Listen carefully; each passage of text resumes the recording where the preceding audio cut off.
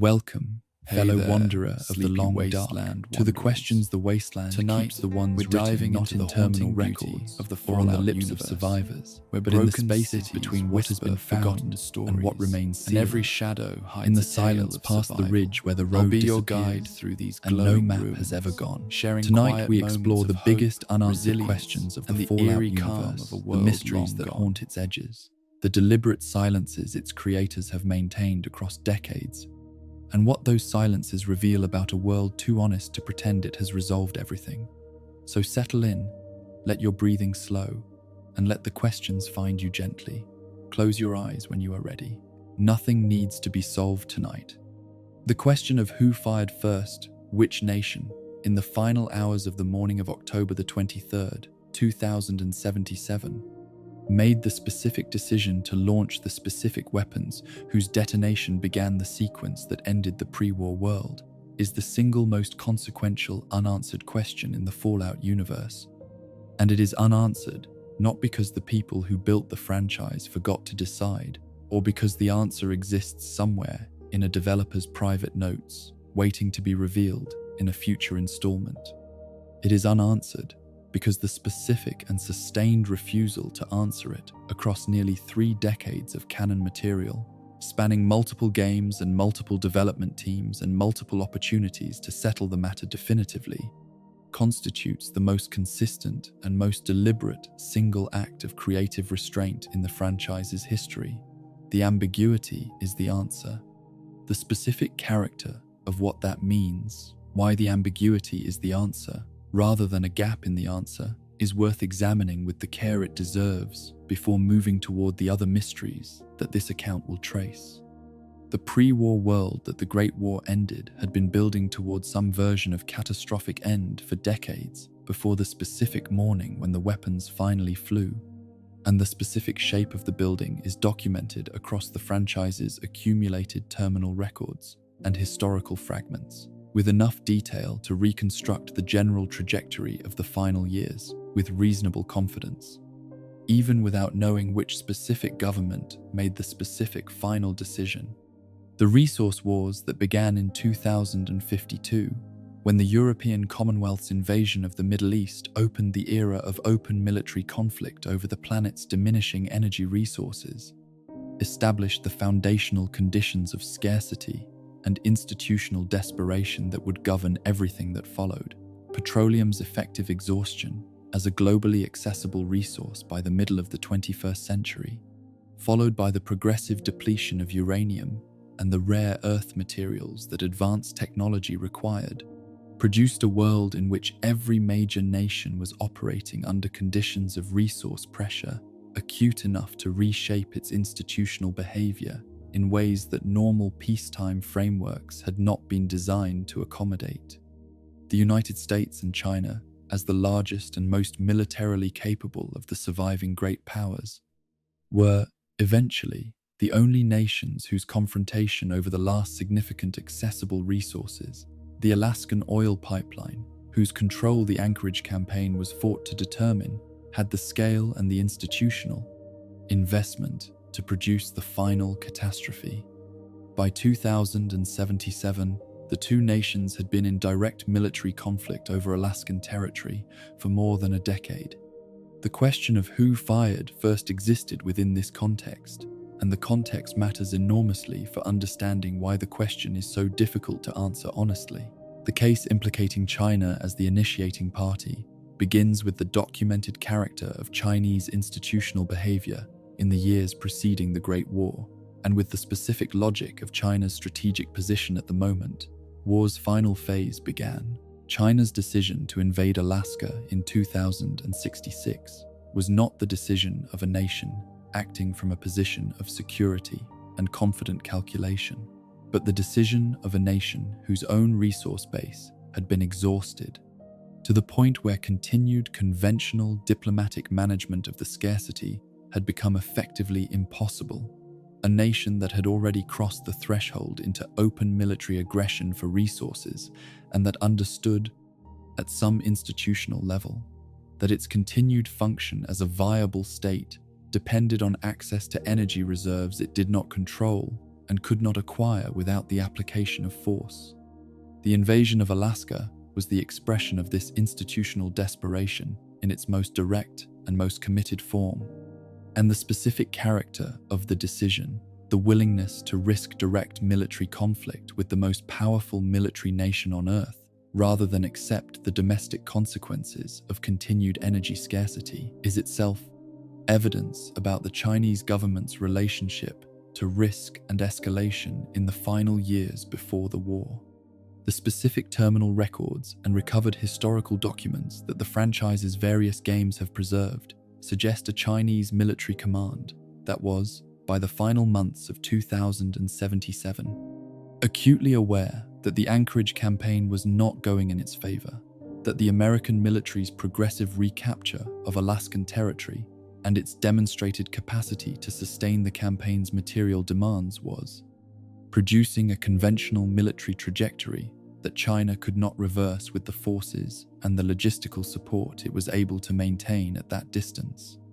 A nation whose conventional military campaign for the resource access on which its continued viability depended was failing, and whose domestic resource situation was not improving in ways that would make the failure survivable at an institutional level,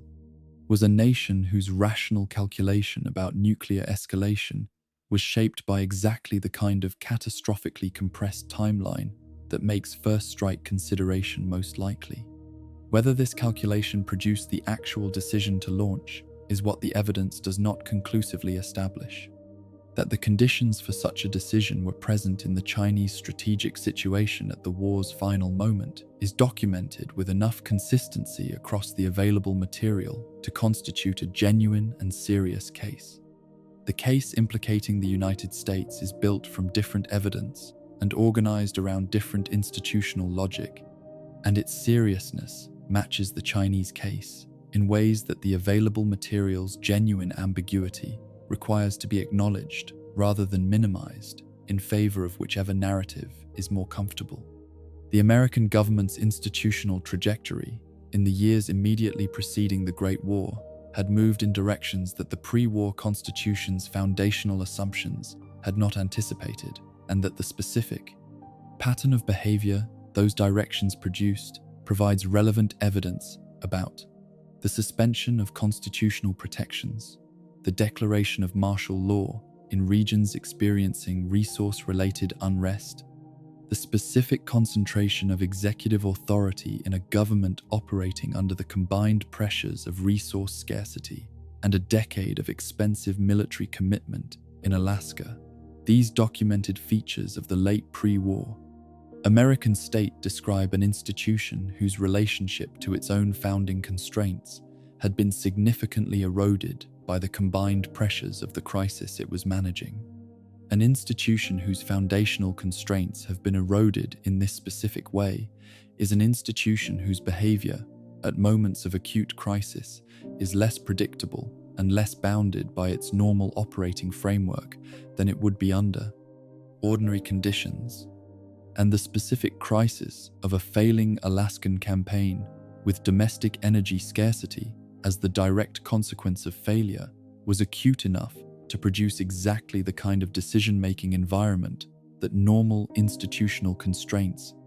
might not have survived. The specific evidence that various pieces of in-game material have provided, suggesting American military awareness of unusual Chinese submarine movements in the hours before the strikes, is evidence consistent with the Chinese initiation narrative, but it is also evidence consistent with the American decision-makers' awareness of a Chinese first strike risk, producing the specific window of perceived opportunity and perceived necessity that American first use would have required. The terminal timestamps and recovered military communications that attentive fans have cross-referenced across multiple games in search of the decisive confirmation that would settle the question are not, on close examination, more supportive of one narrative than the other. They are genuinely ambiguous in the specific sense of being consistent with both interpretations, rather than simply incomplete in a way that additional evidence might resolve. The specific mechanism by which the franchise has maintained this ambiguity across its full history is worth examining as itself a form of craft, because the maintenance of genuine ambiguity across 20+ years and multiple development teams is a more difficult achievement than it might initially appear.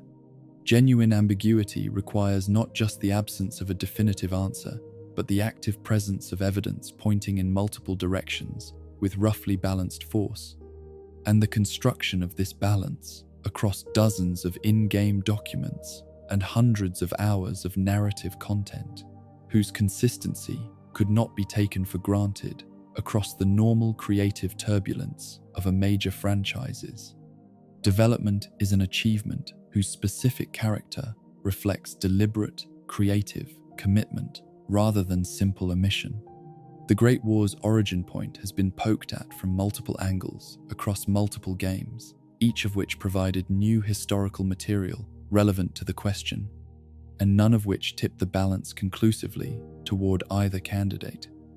This consistency is not accidental. The franchise's deepest thematic argument, the argument that runs through every game from the original through the most recent installments, and that the setting's specific aesthetic of pre-war optimism, juxtaposed against post-war devastation, is designed to communicate at a level below explicit statement, is an argument about systemic rather than individual causation, about the ways that catastrophic outcomes are produced, not by single bad actors making single decisive bad decisions, but by the accumulated operation of systems and institutions and incentive structures that push everyone within them toward outcomes that no single participant necessarily chose or intended. The Great War, within this argument, was not produced by one nation's specific first strike decision, but by the entire system of resource competition and institutional desperation and mutual misunderstanding and compressed decision timelines that both nations had been building toward for decades, identifying a single guilty party, assigning the first strike responsibility definitively to either China or the United States, would not merely answer a question that the franchise has chosen to leave open. It would undermine the deeper argument by suggesting that the catastrophe had a specific human decision at its origin that a different human decision in the same position might have averted. The ambiguity preserves the argument by insisting that the system, not the decision, was the primary causal factor, and that the specific decision, whichever government made it, was made within a framework that had already made some form of catastrophic escalation overwhelmingly likely. This does not reduce the specific human responsibility of whoever specifically gave the specific order. It contextualizes it within a framework whose honest assessment refuses the comfort of singular blame that the human desire for moral accounting consistently reaches for when confronted with catastrophic harm. People want to know who is responsible for the Great War in the specific and personally accountable sense that makes moral condemnation available, and morally satisfying the sense that requires identifying a single actor whose specific choice was the decisive link in the causal chain, without which the catastrophe might not have occurred. The franchise's sustained refusal to provide this specific identification is a refusal of the comfort that singular blame provides, and the discomfort of that refusal is itself part of what the franchise is communicating about the relationship between human moral psychology and the actual mechanisms of civilizational catastrophe. We want a single guilty party. The wasteland keeps suggesting there was a whole world of them, and that the difference between the one who technically fired first and all the others who created the conditions in which firing first became thinkable is smaller than our desire for clean moral accounting wants it to be. Fan communities have engaged with the specific question of Great War initiation with a sustained and genuinely impressive level of investigative energy across the decades of the franchise's history, producing comprehensive analyses of terminal timestamps and recovered military documents and developer interview statements that have been read and reread and cross-referenced with a care that most academic, historical scholarship would recognize as methodologically serious. This investment reflects something genuine and important about the relationship between the community and the material, a recognition, perhaps partly conscious and partly intuitive, that the question matters for reasons that exceed narrative completeness. Understanding who fired first would not just satisfy a curiosity about plot.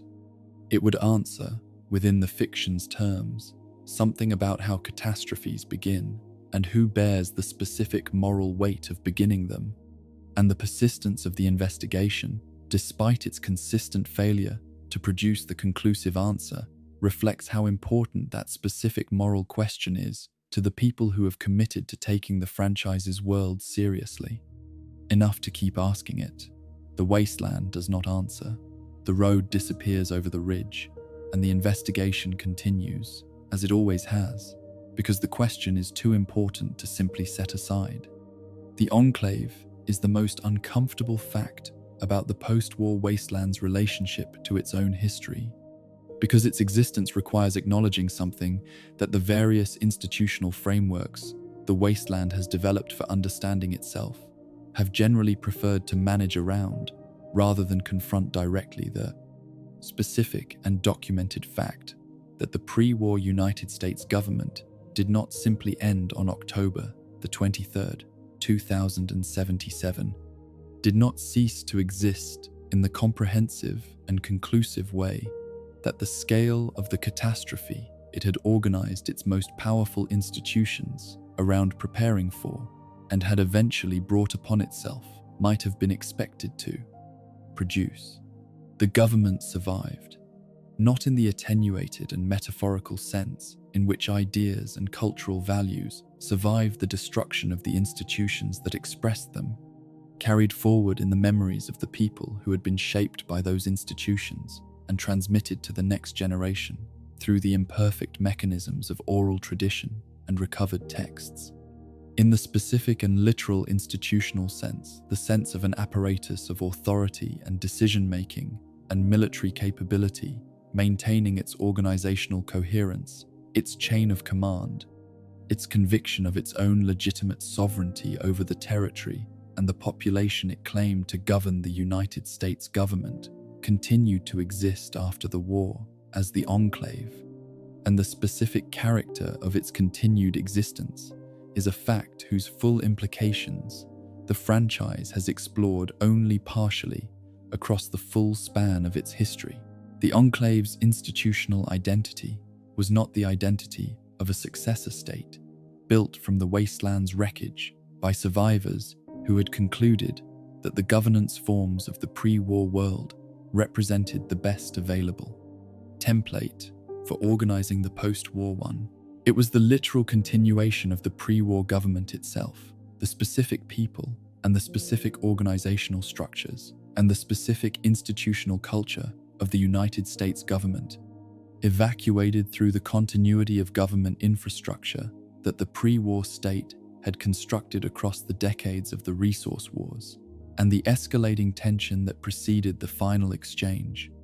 and maintaining, ever since, the specific conviction that the people and the structures and the culture they represented remained the sole legitimate authority over the territory the war had transformed rather than ended.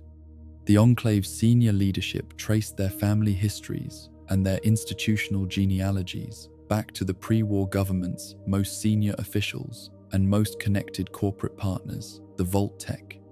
executives and the West Tech researchers and the military command structure whose access to the continuity planning had been the prerequisite for survival that most of the pre-war world's population had not possessed. This lineage was not incidental to the Enclave's ideology, but constitutive of it, because the specific claim that the Enclave represented legitimate governmental authority rather than simply another post-war faction competing for territorial control rested entirely on the chain of custody from the pre-war government that the lineage established. The ideology that this lineage supported was not simply the conservative institutional preference for maintaining established order that any government successor might be expected to express. It was something considerably more specific and considerably more disturbing the specific conviction that the wasteland's surviving population, having been exposed to the radiation and the biological agents and the 2 centuries of mutation-inducing environmental conditions that the Great War had produced, was no longer fully American in the specific genetic and institutional sense that the Enclave's understanding of American identity required,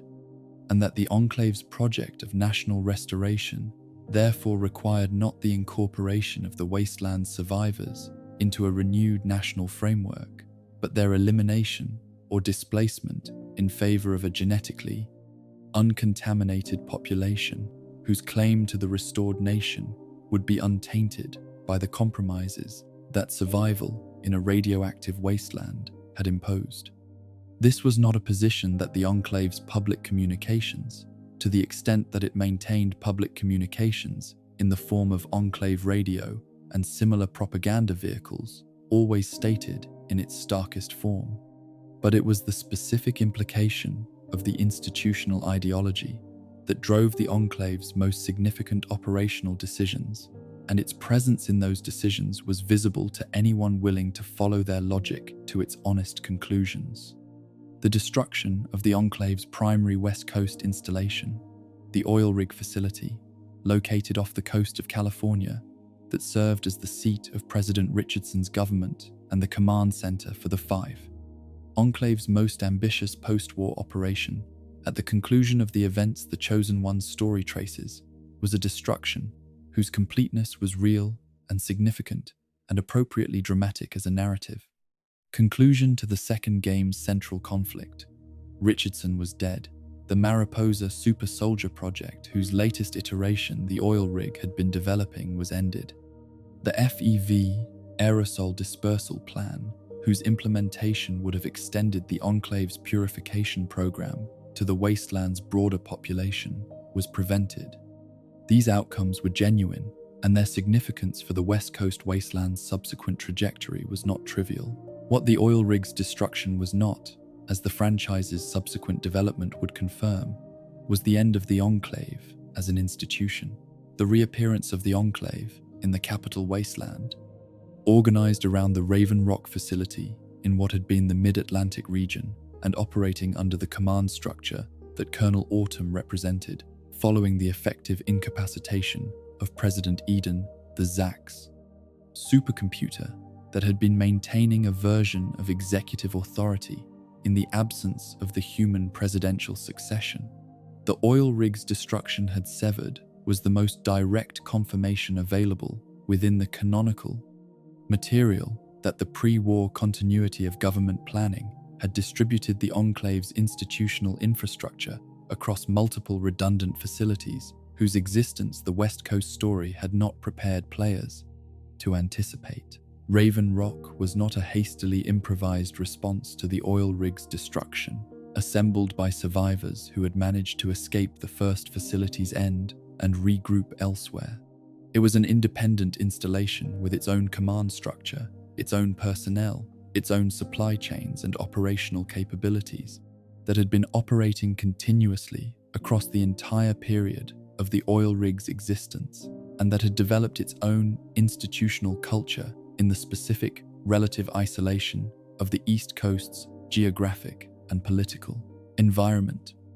The two enclave formations, West Coast and East Coast, had enough institutional connection to share ideological foundations and organizational lineage, while being distinct enough in their specific character and their specific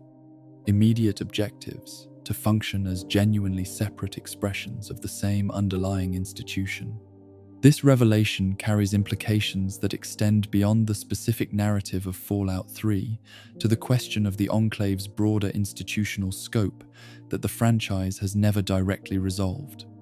If the pre-war continuity of government planning was extensive enough to produce both the oil rig and Raven Rock as independent and geographically separated major installations, the specific question of how many additional facilities of comparable significance the planning produced is a question whose answer the available material does not provide. The pre-war United States government's continuity planning was a serious institutional project conducted across decades, with substantial resources and substantial motivation. The resource wars and the progressive escalation of tension with China had given the government's planners ample time and ample incentive to be thorough,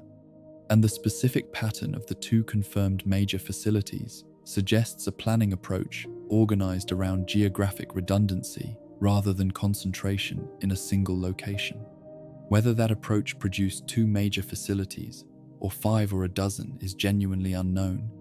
and the franchise's consistent refusal to establish a definitive inventory of the pre-war continuity infrastructure means that the answer remains unknown in the specific sense of not being definitively ruled out by anything the available material establishes. The enclave remnants encountered in the Mojave wasteland during the events that the Courier's story encompasses represent the most recent confirmed expression of enclave-affiliated individuals in the franchise's primary timeline, and their specific character is as instructive as their mere existence about what the enclave's long-term institutional trajectory has actually been. The remnants are small in number, a handful of surviving veterans whose shared service in the enclave's military represents the primary bond, maintaining their connection to each other and to the institution they had served, rather than any ongoing operational structure or continuing organizational mission. They are, on the evidence of their specific characterization, disillusioned in ways whose quality differs significantly from simple defeat they have arrived. Through the specific combination of time and reflection, and the direct experience of what their institution's ideology had produced when fully implemented, at a genuine reconsideration of the specific convictions that their service had been organized around, rather than simply the pragmatic accommodation with defeat that surviving members of defeated institutions typically develop. This disillusionment is itself significant information about the enclave's broader long-term trajectory, because it suggests that the destruction of the institution's two major confirmed facilities was not simply a military defeat that left the underlying ideology intact and awaiting revival, but a disruption sufficient to force at least some of its surviving members into genuine reconsideration of what the ideology had actually meant and what its implementation had actually produced. Whether this specific quality of disillusionment was representative of the broader surviving enclave population, whether the scattered individuals who had made it through the oil rig's destruction and Raven Rock's fall and the subsequent years of displacement without institutional structure had generally moved toward the remnants' position of genuine reconsideration, or whether it was specific to this small group while other enclave survivors maintained a more intact ideological commitment, is a question the available material does not resolve, and the specific character of whatever enclave presence might exist in the periods and regions beyond what the franchise has directly depicted remains genuinely unknown. The broader question of the enclave's global scope, whether the pre-war United States' continuity planning extended beyond North American territory to encompass facilities at overseas military installations, aboard naval vessels that might have survived the exchange, in allied nations whose own continuity arrangements might have created points of institutional contact, is a question the franchise has never directly addressed, and that the expanding geographic scope of recent Fallout media has not yet resolved. The pre-war United States maintained extensive military infrastructure across multiple continents, and the specific institutional investment in continuity planning that produced the oil rig and Raven Rock was an investment that the military's pre-war global reach would logically have extended to that global infrastructure, rather than confining to domestic territory. Whether any of that extended continuity planning survived in forms that might eventually surface in future franchise installments is a question whose answer is simultaneously genuinely open within the available canon and potentially significant for the directions that canon's development might take in the years ahead. The Vault-Tec Corporation's relationship to the post-war world is a relationship organized around a specific and comprehensive betrayal whose full scope the franchise has documented only partially a betrayal executed at an institutional scale so large and with a pre-war planning investment so substantial that the genuine understanding of what it involved in its totality requires holding simultaneously both what has been confirmed across the Baith franchise's accumulated exploration and the much larger category of what remains genuinely unknown. 122 volts. This is the number the available canon has established as the total production of the Vault Tech construction program. 122 separate underground facilities distributed across the territory of the Cross-to-Cries pre-war United States, each capable of housing a substantial population through the nuclear exchange and its aftermath, each equipped with the life support systems and the supply reserves and the administrative infrastructure that sustained human life through the decades or centuries of post-war surface uninhabitability. The number is large enough to have required a construction investment on a genuinely extraordinary scale. The engineering, the materials, the labor, the political coordination needed to site and construct 122 major underground facilities across the full geographic extent of a continental nation would have constituted one of the most significant infrastructure projects in human history, and its execution across the compressed timeline of the resource war's final years reflects an institutional commitment whose specific urgency the available evidence consistently suggests was driven by a knowledge of the war's actual timing that the general public did not share. Of this confirmed total, the games across the franchise's full development history have directly explored or substantively documented a fraction whose specific size, even accounting for every vault referenced in every mainline game and every piece of supplementary material, leaves the majority of the program's full implementation genuinely unaccounted for within the available canon. The Vaults, the franchise, has given players direct access to the numbered facilities whose specific experimental protocols and specific populations and specific fates have been established through direct narrative exploration or substantive documentary evidence represent a sample whose character is consistent enough across its individual instances to generate serious implications about the undocumented remainder, but whose size is insufficient to establish those implications as certainties rather than extrapolations from a partial dataset. The documented vaults are the ones the franchise has chosen to show, and the choice of which vaults to show has been organized around narrative utility and thematic relevance, rather than around the systematic survey of the full program that would provide a comprehensive picture of what Vault Tech actually did. What the documented vaults establish with enough consistency to treat as informative about the program's broader character is a pattern of experimental design whose persistent cruelty across cases that span the full range of the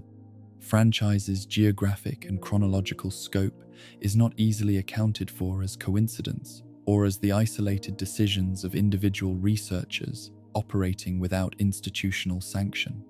Vault 11's Sacrifice Lottery, which required the community to deliver one of its members annually as an apparent price of collective survival,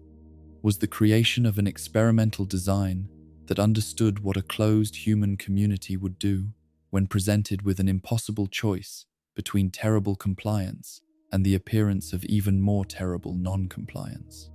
Vault 92's Subliminal Psychosis Induction Program, which introduced violent episodes into a community of musicians through audio systems whose interference was invisible to the community's members, was the creation of researchers who understood exactly what unpredictable violence among trusted companions would do to a community's capacity for mutual trust and collective function. Vault 87's FEV exposure protocol, which transformed the Vault's residents into the founding population of the capital wastelands super mutant army, was the creation of a program that had predetermined the residents' fate before they walked through the doors. The consistency of the cruelty across these specific cases, the the specificity of the harm organized into each experimental design,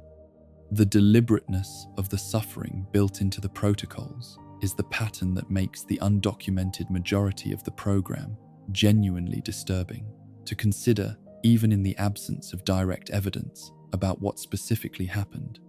In the vaults, the franchise has not yet shown. The vaults referenced within the available material, but not directly explored, represent the franchise's own internal acknowledgement that its account of the Vault-Tec program is incomplete in ways that are structurally deliberate, rather than incidentally so.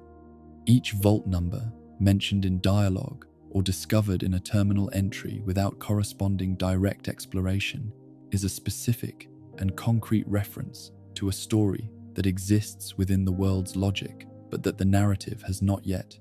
chosen to tell, and the accumulation of these references across the franchise's history creates an inventory of implied but undocumented horrors whose collective weight is itself a form of characterization of the program, even in the absence of direct evidence about any specific case. The researchers who designed the documented experiments were not isolated individuals whose specific pathologies happened to produce their specific experimental cruelties independently of each other and independently of any broader institutional framework. They were colleagues operating within an institutional culture that developed, funded, approved, and implemented their work through the same organizational structures that governed every other aspect of the corporation's operation. And the specific question of how that institutional culture produced and sustained the capacity for this specific category of experimental cruelty is a question whose complete answer requires understanding the full program rather than the sample the franchise has so far provided. The question of Vault-Tec's advanced knowledge of the Great War's actual timing is one of the more specifically unsettling of the unresolved questions that cluster around the corporation's pre-war operation, because the implications of a definitive answer in either direction carry significant consequences for the moral character of the betrayal the program represents. If Vault-Tec's senior leadership possessed precise advanced knowledge of the war's timing knowledge, specific enough to have driven particular construction timeline decisions and particular personnel placement decisions in ways that can be documented, then the specific character of the corporation's relationship to the government, whose continuity planning it was formerly serving, was a relationship organized around insider knowledge, whose full implications the available material preserves in fragmentary and suggestive rather than comprehensive and conclusive form. Various terminal records and corporate documents suggest that the corporation's pre-war decision-making was shaped by a degree of advance warning about the conflict's timeline that significantly exceeded what public information would have provided, but the specific mechanisms through which that knowledge was obtained and the specific extent of its precision are questions whose definitive answers the available material declines to supply. The overseer system through which the Vault-Tec program administered its individual facilities creates its own category of unresolved questions about the program's internal coordination and the specific degree of institutional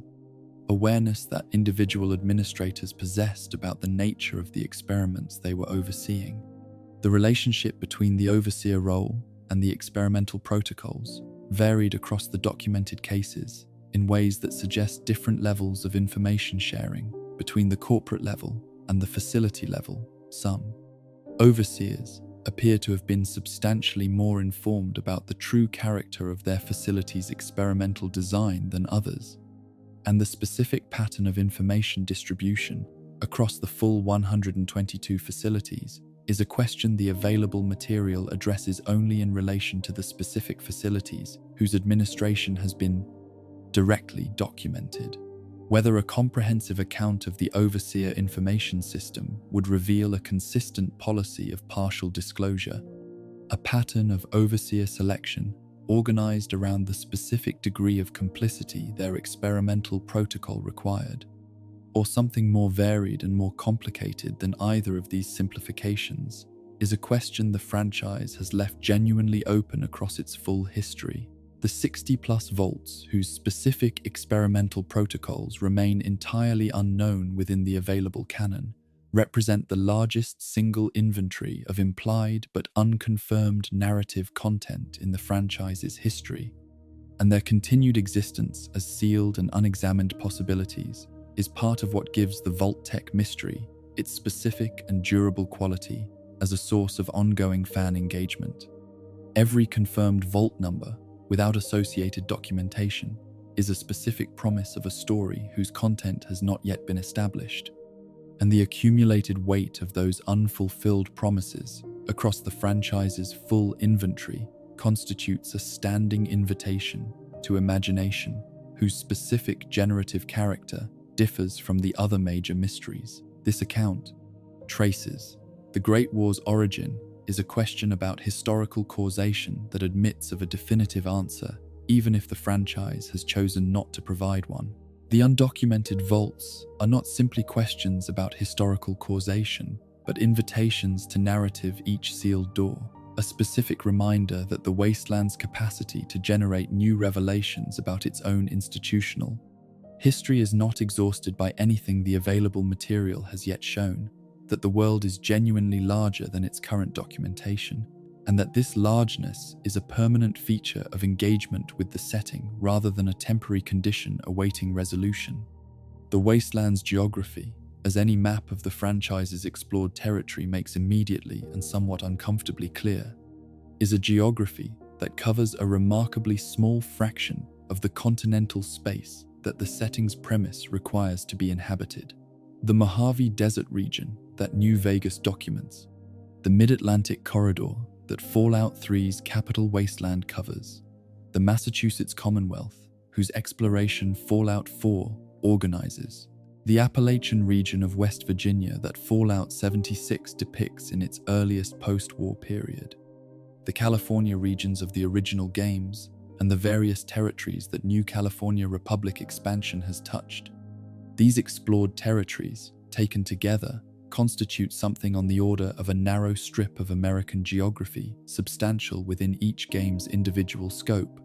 genuinely modest when set against the full continental extent of the pre-war United States, whose fate the Great War determined, and whose post-war condition the franchise claims as its subject. The question of what conditions prevail across the vast majority of this continental space that the franchise has never directly depicted is not a trivial question of world-building completeness, but a genuinely significant gap in the fruit. Franchise's account of its own premise, and its persistence across nearly 3 decades of franchise development, reflects a deliberate and consistent choice rather than an oversight awaiting eventual correction. The evidence that the unexplored regions of the former United States are not simply empty wasteland, but contain their own surviving populations and their own ongoing histories, is scattered across the available material in forms sufficient to establish its reality without providing any substantive content about what that reality consists of. Caravan routes referenced in dialogue that connect the explored regions to destinations no game has shown. Trade goods, whose origins the available material places in regions whose specific post-war conditions remain entirely undocumented. Characters whose backstories include periods spent in regions the franchise has never depicted, described in terms that establish these regions as inhabited without establishing anything specific about the character of the inhabitation. The New California Republic's stated territorial extent before whatever disruption the television series depicts affected its trajectory, implies the governance of substantial territory that no game has directly shown a government whose claims extend across a significant portion of the former Western United States, but whose actual administrative reality, across most of promises,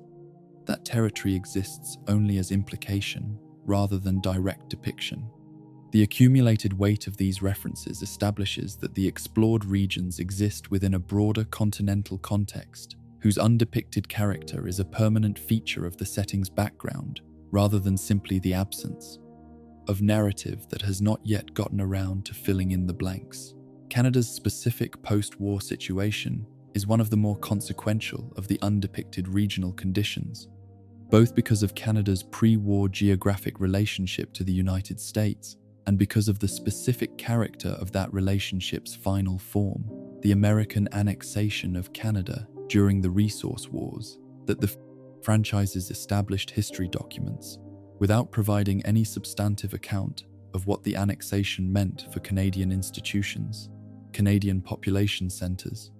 or the specific conditions that Canadians experienced in the final years before the Great War and in the post-war world that followed. Whether Canadian cities received direct nuclear strikes comparable to the devastation visited upon American urban centres, or whether Canada's geographic distribution of population and its specific relationship to the exchange's targeting priorities left its territory in a substantially different post-war condition, is a question the available material has never addressed, with the specificity that would permit anything beyond speculation. The vast northern territories of what had been Canada represent an entire category of post-war geography, potentially less contaminated than the primary American target zones, potentially supporting a different form of human survival than the southern wastelands that the franchise's exploration has entirely bypassed, and whose specific character remains genuinely unknown within the available canon. Mexico and the broader regions of Central America represent an equally significant gap in the franchise's geographic account, and one whose specific character as a gap is shaped by the particular dynamics of the pre-war United States relationship to these regions during the Resource Wars period. The available materials references to Mexican communities and Mexican survivors within the explored territory of the Mojave and California regions establish that the franchise's world does contain a Mexican post-war population, without establishing anything substantive about the conditions of that population's survival, or the character of whatever social and political organization might have developed across the 2 centuries since the war in the regions south of the former American border. The specific question of whether the border itself retains any meaningful significance in the post-war world, whether the political boundary that organized the relationship between the United States and Mexico in the pre-war era has any post-war institutional expression, or whether the catastrophe's comprehensive elimination of the state infrastructure that gave the border its authority has reduced it to a geographic line without political meaning, is a question the available material does not address. China's post-war condition is the most significant of the undepicted regional situations, and the significance derives directly from China's specific role as the other primary actor in the exchange that ended the pre-war world. The franchise's consistent focus on American territory and American institutional legacies means that the war's other primary combatant exists in the available material primarily as background context for the American story, rather than as a subject of direct exploration in its own right, and the specific question of what happened within China's territory during and after the war. Whether Chinese cities absorbed exchanges comparable to those that destroyed American urban centers, whether the Chinese government maintained any form of institutional continuity comparable to the enclave's survival, whether the Chinese population that survived the immediate exchange developed post-war communities and institutions in ways that parallel or differ from the American post-war development, the franchise has documented extensively, remains almost entirely unaddressed. The fragmentary evidence available in the explored territory, the Chinese stealth submarines encountered in Far Harbor, the Chinese military personnel whose holotapes and terminal entries appear in various locations across the documented wasteland, provides individual perspectives without any comprehensive account. And the comprehensive account of China's post-war condition remains genuinely unknown in a way that the franchise's sustained focus on American territory has both produced and, apparently, chosen to maintain. Europe represents perhaps the most tantalizing of the undepicted geographic territories, partly because the franchise's established history places the beginning of the Resource Wars in European military action. the European Commonwealth's invasion of the Middle East in 2052, that makes European institutional trajectories genuinely relevant to understanding the broader sweep of the catastrophe whose American phase the games document. Whether the resource wars produced in Europe a trajectory comparable to the American experience, the progressive concentration of governmental authority, the militarization of resource competition, the specific institutional changes that made the eventual nuclear exchange thinkable, or whether European institutions developed differently under the specific pressures of a conflict organized around Middle Eastern resource access, rather than Alaskan pipeline control, is a question the available material raises without answering. The persistent fan interest in a post-war European setting, expressed most ambitiously in the community-developed modification that depicted a post-war London, reflects genuine curiosity about what the franchise's premise would produce in a different geographic and cultural context. Developed independently because the official franchise has declined to explore it directly, and because the available materials hints about European pre-war and post-war conditions are sufficiently suggestive to sustain the curiosity without satisfying it. The specific value of this geographic openness for the franchise's ongoing development is real and constitutes a genuine justification for the sustained narrowness of what the games have directly depicted.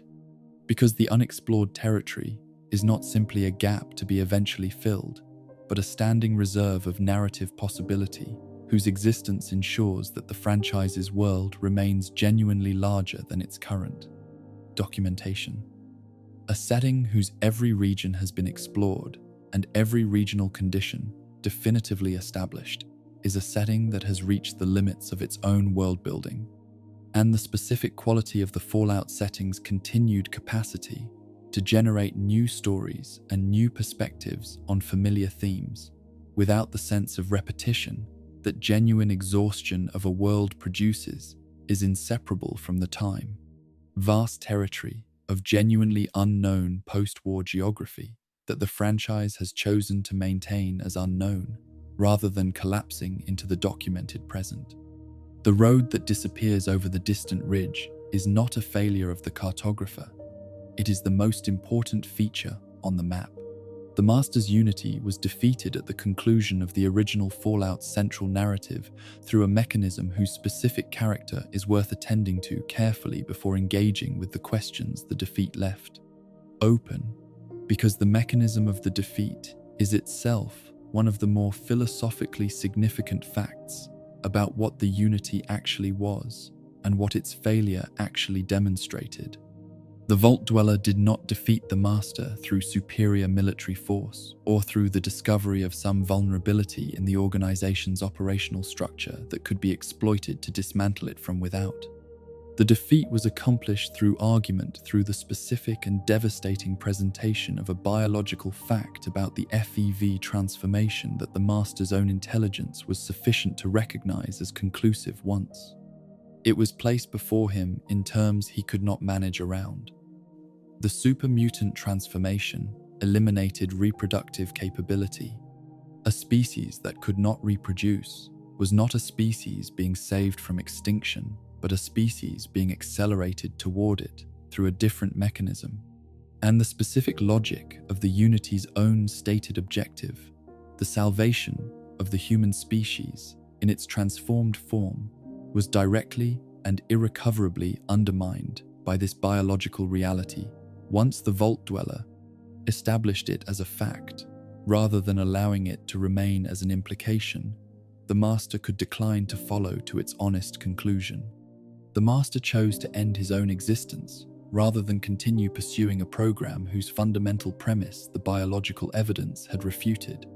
This ending is among the more remarkable in the franchise's history, precisely because it is an ending produced by reason rather than by violence, by the honest confrontation with evidence rather than by the superior application of force. What the defeat left open is where this account's attention belongs, because the questions the ending generates are questions the franchise's subsequent development has addressed only obliquely across the nearly 3 decades of canon material that followed the original game's release. The first and most fundamental of these questions concerns the specific biological fact that constituted the refutation, whether the FEV transformation's elimination of reproductive capability was a permanent and inherent feature of the transformation process as such, a consequence built into the virus's fundamental mechanism of action, or whether it was a specific limitation of the particular FEV strain and the particular transformation methodology that the Mariposa facility had developed by the time of the master's program, potentially addressable through a more advanced or differently designed application of the same underlying technology. This distinction matters enormously, for the question of whether the Unity's defeat was the defeat of a fundamentally flawed program, or simply the defeat of a program whose specific technical implementation contained a solvable problem that a sufficiently advanced subsequent effort might resolve. The available canon addresses this question in the sense of establishing that the reproductive limitation was real and that it operated across the documented supermutant populations with the consistency the master's defeat required. To be conclusive, it does not address the question in the deeper sense of establishing whether this limitation was inherent to the FEV transformation as a biological phenomenon or contingent on the specific parameters of the Mariposa program's implementation. The Institute's independent rediscovery and application of FEV technology in the Commonwealth, conducted without any direct institutional connection to the Mariposa program or to the master's subsequent application of its outputs,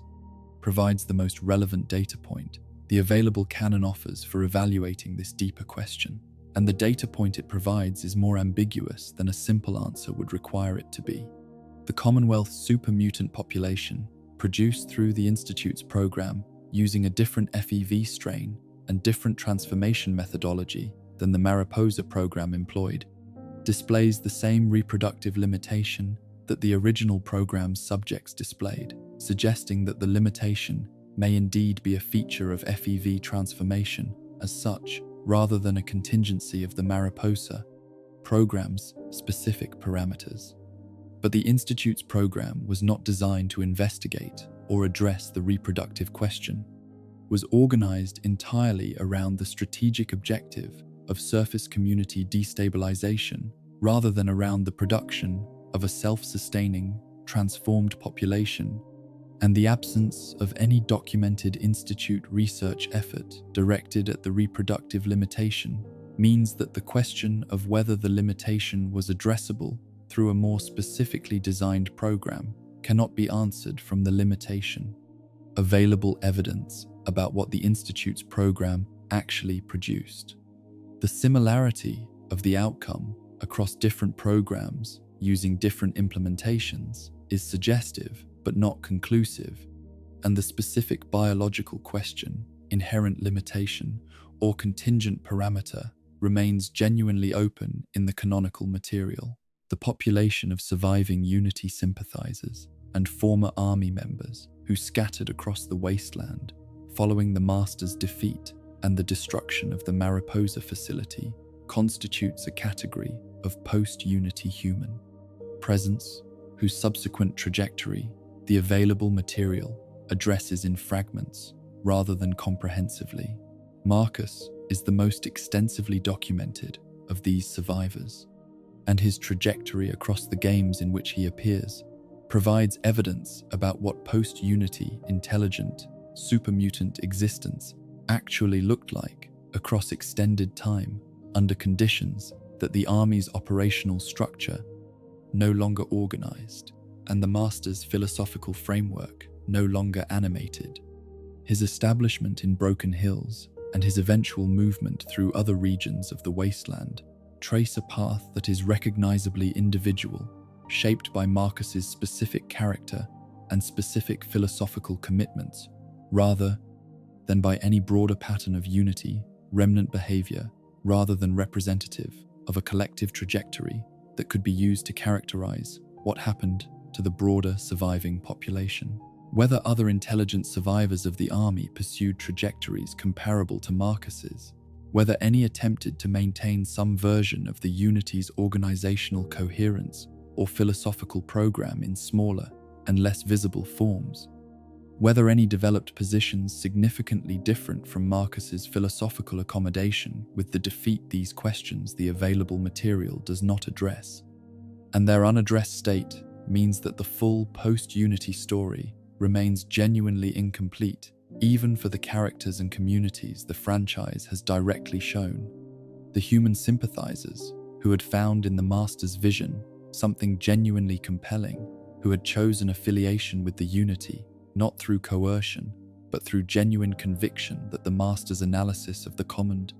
wastelands problems and the Unity's proposed solution to them represented the most honest available engagement with the situation humanity faced in the post-war world, represent an even more completely undocumented category of post-defeat presence. The Master's ideology had recruited human members not simply through the promise of personal safety or material advantage, but through arguments whose specific form appealed to people who had thought seriously about the personal wastelands conditions and concluded that the standard frameworks of wasteland survival were inadequate to the scale of the challenge they were attempting to address. These were people whose intellectual and emotional investment in the Unity's program was organized around genuine conviction and the question of what genuine conviction does in the aftermath of the specific defeat the Vault Dweller engineered, whether it transforms into something else, whether it persists in diminished forms,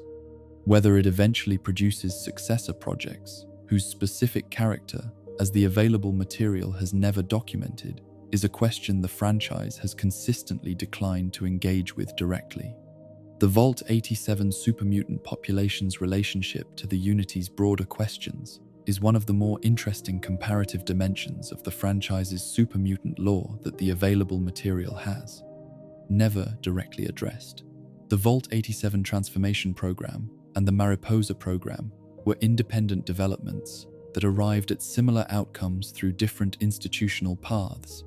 and the specific question of whether the comparison between these two independently produced supermutant populations illuminates anything about the transformation's inherent properties versus its contingent ones is a question that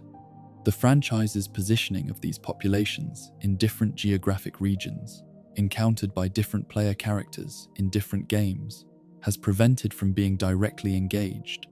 The Capital Wastelands supermutant population displays the same general cognitive profile that the Mariposa strain produced: large bodies, reduced cognition, territorial aggression,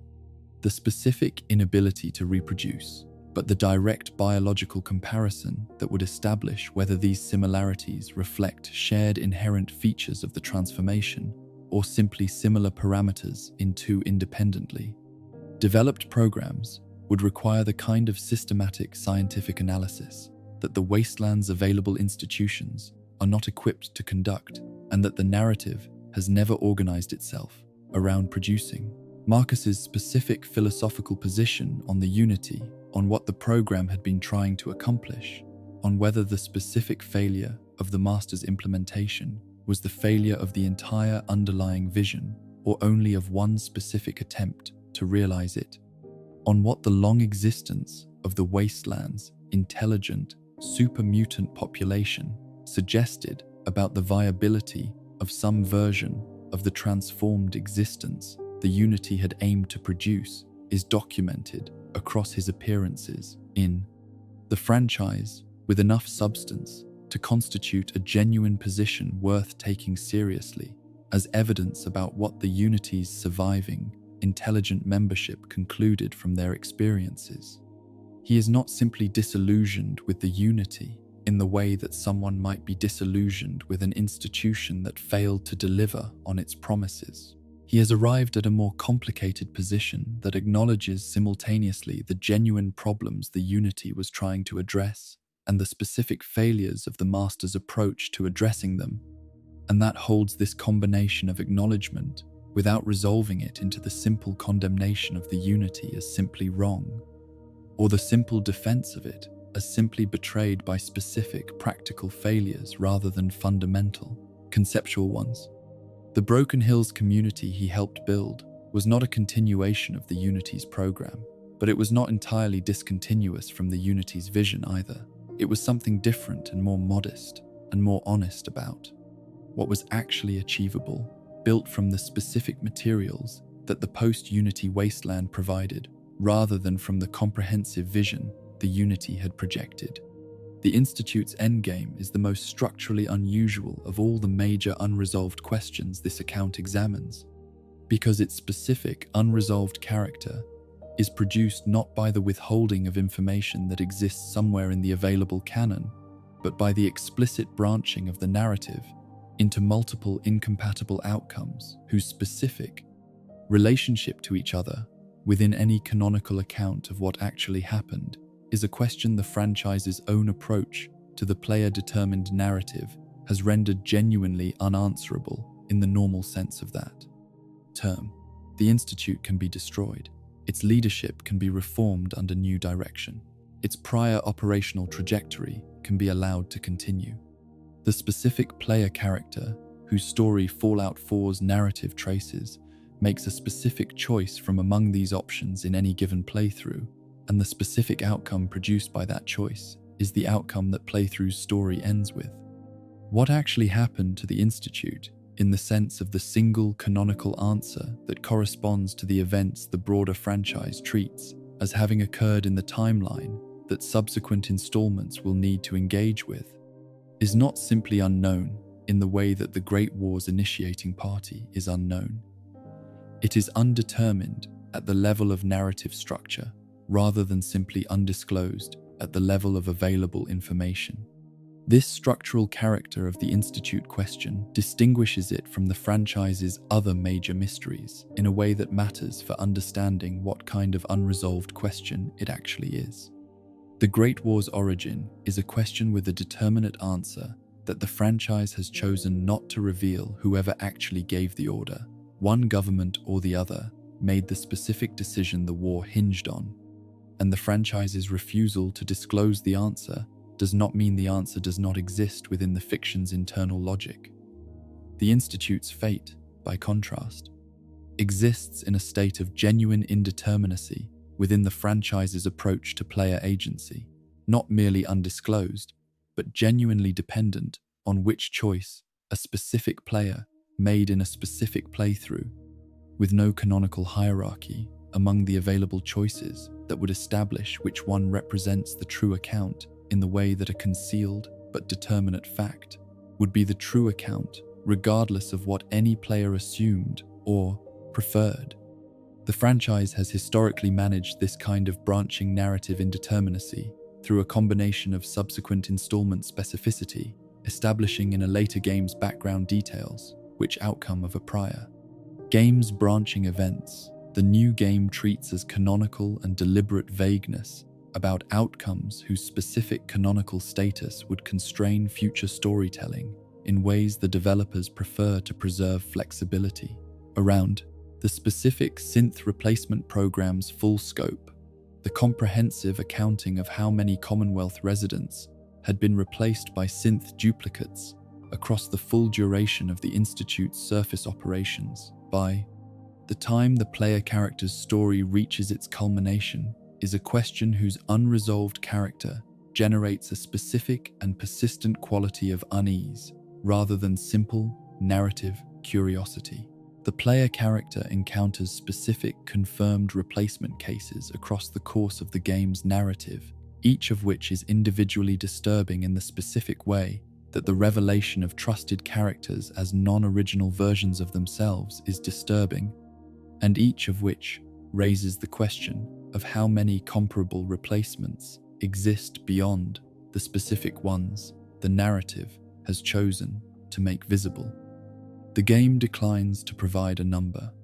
The terminal records and operational documents that document the program's existence and methodology do not include the comprehensive inventory of implemented replacements that would resolve the scope question, and the specific decision to document the program's existence and character without establishing its full extent is itself a meaningful choice. The decision to produce an atmosphere of pervasive uncertainty about the authenticity of surface characters rather than providing the specific information that would allow that uncertainty to be bounded. Father's vision for the Institute's relationship to the surface world is a question whose unresolved character is inseparable from the specific circumstances of Father's death during the game's events, which forecloses the possibility of the extended engagement with his intentions that his survival and the continuation of his leadership would have made available. Father, the player character's son Sean,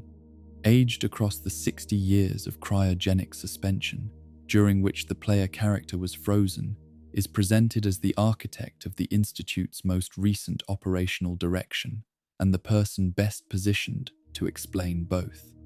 What that direction's current form reflected about the Institute's actual commitments, and what his specific vision for the Institute's future, had his terminal illness not foreclosed the future he was planning for, would actually have required in terms of the Institute's relationship to the surface world, whose human beings his program had been using as transformation material.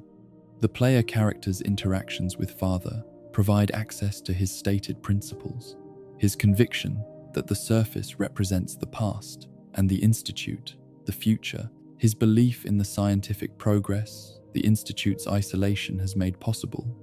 his specific and not entirely consistent claims about the surface supermutant program's objectives and the synth program's long-term goals, without providing the conclusive demonstration of how those principles would have been implemented across the longer time frame that his illness prevented him from inhabiting. The railroad's long-term organizational viability raises questions that the game's narrative declines to address, regardless of the specific ending the player pursues. And the specific character of those questions illuminates something important about the franchise's consistent preference for preserving uncertainty about the post-game trajectories of its major institutional actors. The Railroad is an organization whose stated purpose, the liberation of self-aware synths from Institute control, is defined entirely in relation to the Institute's existence and the Institute's ongoing production of the synths, whose liberation the Railroad's operations target. If the Institute is destroyed, the Railroad's fundamental purpose requires redefinition, because the specific form of harm it was organized to address is no longer being actively produced. Whether the organization would successfully navigate this redefinition, whether the specific combination of personnel and resources and institutional culture that had developed around the narrow and urgent objective of anti-institute liberation work could sustain coherent organizational existence, once the urgency and the narrow focus were no longer operative, is a question the available material leaves genuinely open.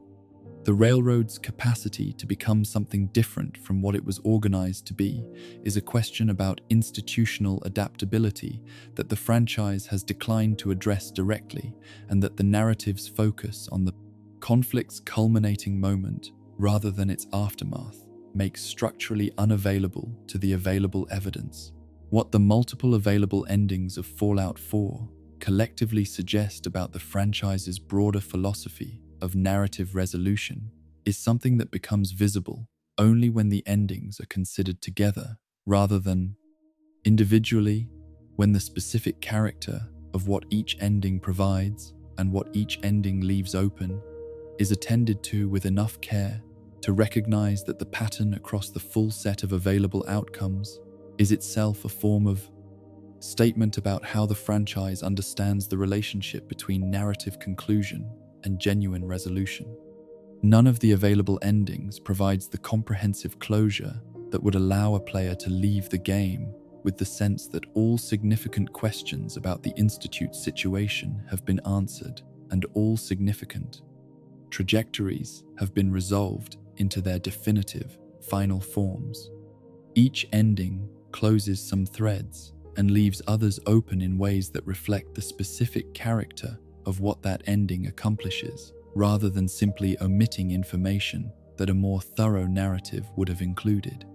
The destruction of the Institute ends the threat its program represented, without establishing what fills the political and social vacuum that the Institute's removal creates. The reformation of the Institute under new direction ends the specific harm of the prior operational trajectory without establishing whether the reformed institution can sustain the genuinely different character its reformation requires. Across the longer term, the continuation of the prior trajectory ends the game with the conflict nominally resolved in the Institute's favor without establishing whether the trajectory's sustainability is any greater than the circumstances of the confrontation suggested it should be. In each case, the most important questions about what actually comes next are the questions the ending declines to answer. Caesar's brain tumor is the most intimate of the major unresolved questions. This account examines a specific and documented medical condition affecting a specific individual whose death or incapacitation would produce consequences whose scale extends far beyond the personal into the institutional and the political, in ways whose specific character the available material has never fully traced. Caesar is dying. This is established across the game's narrative with enough specificity to constitute a genuine and imminent political crisis rather than a vague future contingency, documented in his own account of his symptoms and in the observations of characters close enough to his situation to assess its medical dimension with some reliability. The specific combination of headaches and cognitive episodes and the progressive character of the deterioration is consistent with the brain tumor diagnosis that the available material establishes, and the timeline implied by the documented symptom progression suggests that the succession question is not a distant hypothetical, but an immediate and pressing institutional reality that the Legion's command structure has been navigating around rather than directly addressing. The specific character of the succession crisis that Caesar's condition produces is inseparable from the specific character of the institution whose leadership succession is at stake. Because the Legion's structural design, the specific way that authority, legitimacy, and the operational coherence of the organization are distributed across its leadership, hierarchy was organized around Caesar's personal irreplaceability in ways that make the simple transfer of authority to a designated successor considerably more complicated than an institutional structure organized around distributed and transferable authority would make it. Caesar is not simply the Legion's most senior officer whose death would trigger the promotion of the next most senior officer according to an established chain of command. He is the Legion's ideological foundation, the specific individual whose self-construction as the living embodiment of Roman historical precedent and whose personal authority over the organization's cultural, military, and administrative dimensions constitutes the primary mechanism by which the Legion maintains its cohesion as something more than a collection of conquered tribal groups held together by military force. The question of who leads the Legion after Caesar is therefore not simply a question about personnel replacement, but a question about whether the specific form of legitimacy that Caesar's personal authority represented is transferable to any successor, and if so, through what mechanism and at what cost to the organizational coherence that the legitimacy had provided. Legate Laenius occupies the position of most likely successor on the available evidence, both because of his documented military effectiveness and because of the specific character of his relationship to the Legion's operational structure, which positions him as the most capable of the military commanders whose capabilities the game documents and whose specific combination of personal ferocity and tactical competence has made him the Legion's most feared instrument in its military campaigns. The specific question of whether Laenius's military capability is accompanied by the political sophistication that sustained institutional governance requires whether he possesses the capacity to manage the complex dynamics of a progress, multi-tribal confederation held together by a combination of genuine ideological commitment, military discipline, and the specific cultural authority that Caesar's Roman framework has provided.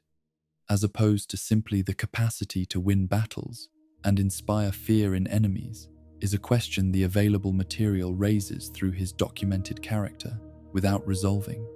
The conversations the courier can have with Lanius in the game's climactic confrontation establish him as a person whose thinking is organized primarily around military logic, around the assessment of force and the management of strategic position, rather than around the broader political and cultural considerations that the Legion's actual management requires. Whether this military orientation is the complete picture of Lanius's political capacity or simply the dimension of that capacity most visible in the specific context of a military confrontation is a question the available material's limited direct engagement with Lanius as a character makes genuinely difficult to answer. The specific institutional vulnerabilities that the Legion's design creates in the context of succession are vulnerabilities that the available material documents through the game's exploration of the Legion's internal dynamics without providing any direct account of how those vulnerabilities would actually manifest in the specific scenario of Caesar's death or incapacitation. The Legion's tribal structure, the specific way that the Confederation's component groups maintain their distinctive identities within the broader Legion framework, while subordinating those identities to Caesar's authority and the Roman cultural overlay he has imposed, creates a specific fragility at the level of intertribal coherence that Caesar's personal authority has managed through the combination of military discipline, ideological framework. The question of whether any successor commands sufficient respect across the full breadth of this tribal confederation to maintain the coherence that Caesar's personal authority currently provides is a question that the Legion's own documented internal dynamics raise as genuine rather than hypothetical, and that the game's narrative declines to resolve by showing us what happens when the maintenance mechanism is removed. The multiple possible endings of the New Vegas conflict create a branching structure for the Legion's subsequent trajectory, whose specific implications are, in certain respects, more uncertain than the Institute's branching outcomes, because the Legion's post-game situation depends not only on which specific New Vegas outcome the player pursues, but on the specific condition in which Caesar and Lanius survive that outcome, which itself varies across the different paths through the game's climactic confrontations. A Legion victory at Hoover Dam, with Caesar still alive and cognitively functional, is a different post-game situation from a Legion victory with Caesar dead or incapacitated, which is different again from a Legion defeat in which the surviving leadership must reorganize in the context of a failed campaign whose momentum had defined the organization's recent trajectory. Each of these distinct situations carries its own specific set of questions about the Legion's subsequent institutional health, and the game's narrative structure makes every one of them available as a possible post-game starting point, without providing direct narrative access to what any of them would produce over the longer term that the game's story ends before reaching. The sustainability question whether the Legion as an institution is designed for the long-term viability that genuine civilization requires, or whether its specific character as a military confederation organized around conquest and expansion contains structural limitations that would eventually manifest as terminal vulnerabilities, regardless of the succession. Question's specific resolution is perhaps the most significant of the unresolved questions surrounding the Legion's future, because it concerns the institution's fundamental design rather than the contingencies of its specific current circumstances. Institutions organized around expansion face specific structural challenges when the expansion's momentum slows or stops, when the military campaigns that provide the concrete demonstrations of the institution's purpose become less available, either because the available territory has been incorporated or because the resistance encountered exceeds the institution's capacity to overcome it. What the Legion does when conquest is no longer the primary organizing activity of its collective life is a question about institutional adaptability, whose answer is not obvious from the Legion's documented character, and that the available material has never directly addressed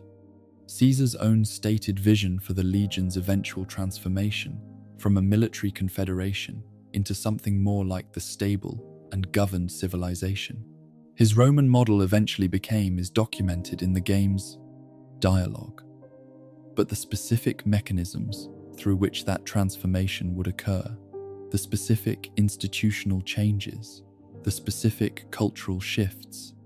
the specific redistribution of the violence organizing capacity that currently defines the Legion's social structure are not detailed with the specificity that would make the vision's feasibility accessible from the CDU available evidence. Shady Sands occupies a specific and foundational position in the Fallout franchise's internal mythology that makes the unresolved tension surrounding its depicted fate considerably more significant than a simple continuity discrepancy between two different media expressions of the same setting would be, because what Shady Sands represents within the franchise's thematic architecture is not simply one location among the many that the games have established and developed across their accumulated history. It is the origin point of the most ambitious reconstruction project the post-war world has produced, the literal founding settlement of the new California Republic, the specific place where the franchise's most sustained and most seriously developed attempt to rebuild something resembling pre-war civilization from the wasteland's raw materials began, and the destruction of which carries implications that extend far beyond the loss of a single populated location into questions about whether the project of democratic reconstruction that the Republic represents was ever as durable as its famous, most optimistic moments suggested, or whether its foundations contained vulnerabilities that the full weight of the post-war world was eventually going to expose. The new California Republic's founding in Shady Sands traced across the franchise's established history from the original game's depiction of a small vault-founded settlement organized around basic agricultural survival to the New Vegas era's presentation of a continental-scale government with a senate and a professional military, and the specific institutional complexity of an organization that has grown large enough to develop the internal contradictions that all large organizations eventually develop. This trajectory was one of the more carefully constructed narrative arcs in the franchise's history, built across multiple games and multiple decades of development into something that had the weight of genuine historical development rather than simple backdrop world building. The Republic's growth was not presented as uncomplicated or as a simple success story whose positive trajectory needed only continuation to produce eventual triumph. The games that engaged with it most seriously, primarily New Vegas, whose entire political landscape is organized around the Republic's specific combination of genuine achievement and genuine institutional failure, established the Republic as a genuinely complex political entity whose merits,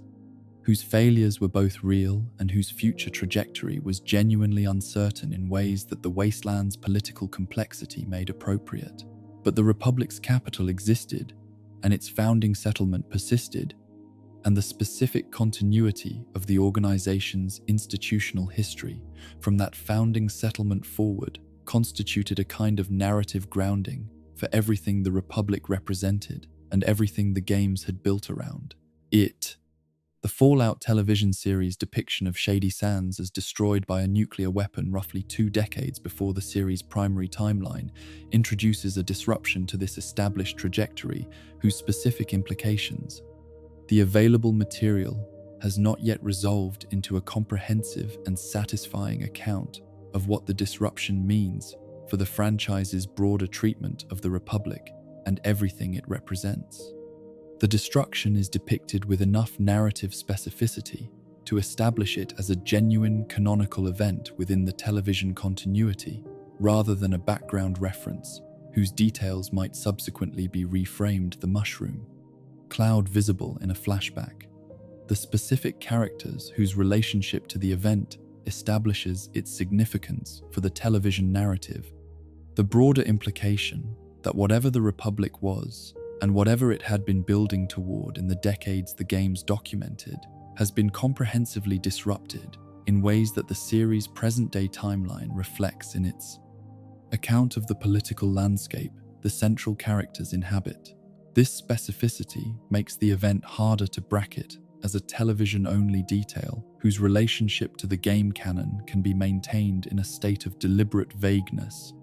because the specific character of what the television series depicts is specific enough to create genuine tension with what the game canon had established without being vague enough to permit easy reconciliation through the kind of interpretive flexibility that less specific depictions would allow. The specific and unresolved question of responsibility for Shady Sands' destruction is among the more significant of the open threads the television series introduces, because the causal account the series provides, implicating the Vault 31 connected power structure and its relationship to the broader Vault-Tec institutional legacy in the decision to deploy the weapon, introduces a specific and consequential claim about the post-war world's political dynamics that neither the games that preceded the series nor any subsequent material has directly engaged with. If the destruction of Shady Sands was a deliberate act by a surviving institutional actor with the capability and the motivation to prevent the new California Republic's trajectory from reaching a conclusion that actor found threatening to its own interests, then the political landscape of the post-war West Coast is considerably more actively shaped by surviving pre-war institutional power than the game's account had previously suggested.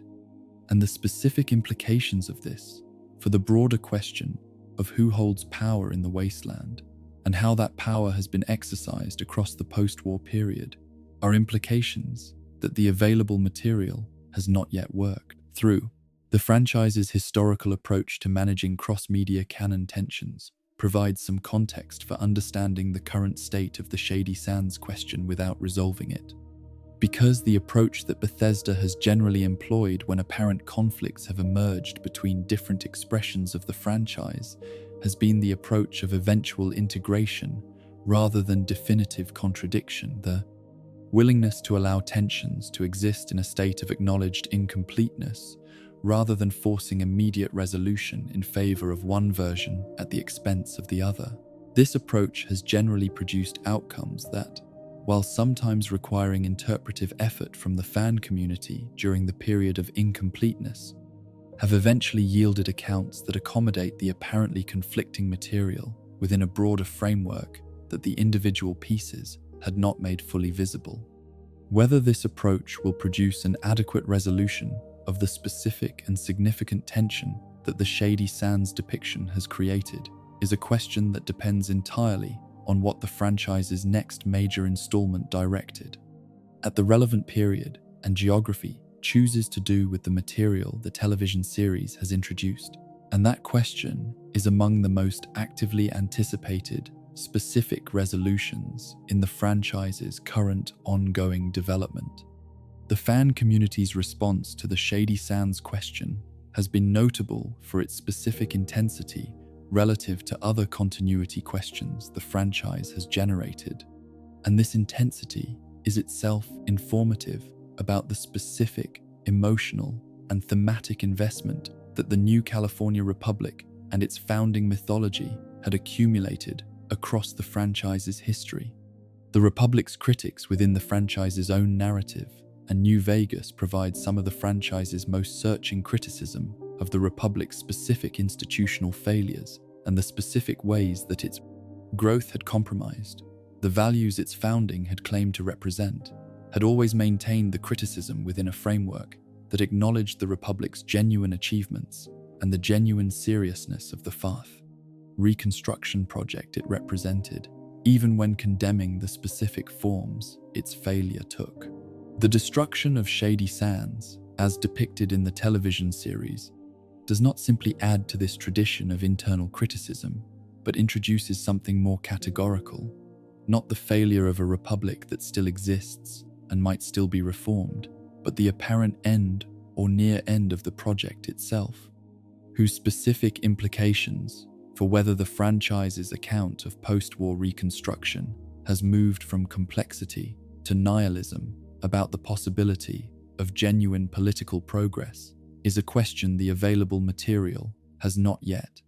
fully addressed. What the NCR's future actually holds, whether the series' depiction of a disrupted and apparently reduced republic represents the end of the reconstruction project or a setback from which some version of the project eventually recovers.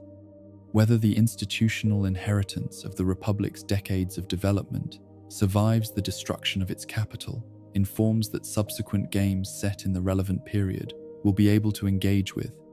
Whether the franchise will eventually provide a comprehensive account of what happened to the most ambitious political project of the post-war world has produced. These are questions that sit at the intersection of cross-media,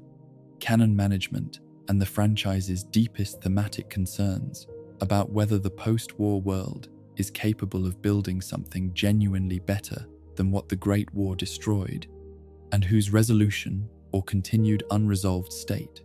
will shape the franchise's treatment of its most significant political theme across whatever installments its ongoing development produces. The alien presence in the Fallout universe is the franchise's most tonally distinctive mystery,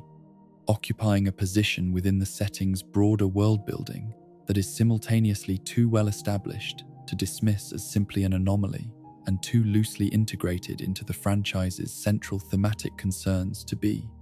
treated as equivalent in significance to the institutional and political questions that organize the setting's primary narrative architecture.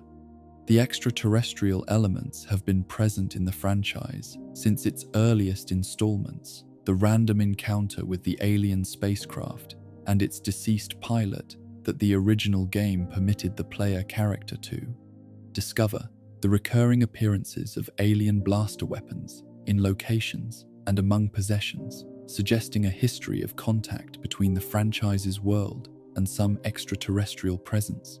The progressive expansion of this material across subsequent games into something with enough accumulated canonical substance to constitute a genuine thread of the franchise's lore rather than simply an Easter egg tradition maintained. For reasons of nostalgia and franchise continuity, the question of what this presence actually is and what its relationship to the franchise's broader world-building actually means has never been addressed with the directness and comprehensiveness that the threads accumulated substance would seem to demand, and the specific quality of the gap between the material's presence and its integration is itself one of the more interesting, unresolved features of the franchise's internal architecture. Mothership Zeta, the downloadable content for Fallout 3 that represents the most direct and most extended engagement with the alien material across the franchise's full history, establishes the specific character of the extraterrestrial presence in the franchise's world with enough detail to constitute genuine canonical information rather than simply the gesture toward possibility that the recurring blaster, appearances, and random encounter tradition had previously provided. The alien vessel is real, physically present in orbit above the wasteland, crewed by beings whose specific character and capabilities the player character encounters directly across the content's events, and equipped with technology whose sophistication significantly exceeds anything the pre-war world had developed in the domains the vessel's systems represent. The abduction program the vessel has been conducting is documented as extending back across a period of centuries, encompassing individuals from historical periods well before the Great War, a samurai warrior, a colonial-era American, a 19th century medicine show operator, figures whose presence establishes that the alien interest in the human species is not a consequence of the Great War, but predates it by hundreds of years, and encompasses the full span of the pre-war American historical experience that the franchise's background world-building has sketched. This established scope raises the question of what the alien presence's extended historical engagement with humanity might have produced in terms of influence on the human historical trajectory, whether the specific Technological developments that distinguish the Fallout universe's pre-war civilization from any plausible extrapolation of actual 20th century technology might reflect any dimension of alien technological transfer or